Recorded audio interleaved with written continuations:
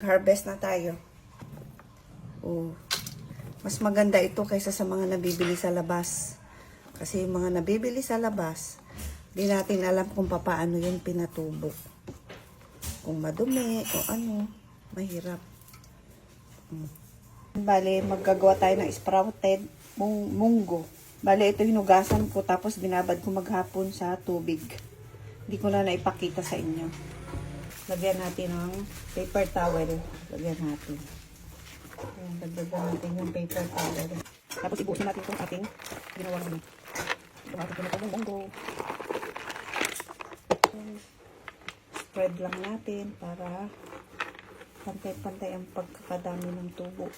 Takpan natin. Ayan, ginagawa ko, tinatakpan siya para madilim.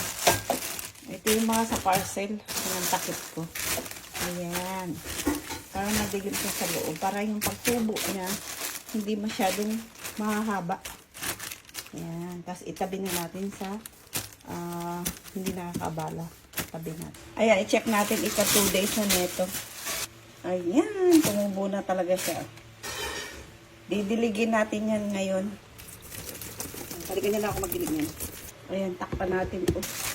Ayan, bali, 3 days na neto. Pwede na rin siyang gulayin kung gusto nyo. Pero ako gusto ko mas mahaba dyan. Kaya didiligin ko siya. Ulit. Didiligin natin. Takpan natin ulit. Ayan, 4 na araw. Mag-harvest na tayo para gulayin. Tingnan nyo kung gaano na siya kaganda, oh. Oh. Mas maganda ito kaysa sa mga nabibili sa labas. Kasi yung mga nabibili sa labas, di natin alam kung paano yung pinatubo. Kung madumi o ano, mahirap.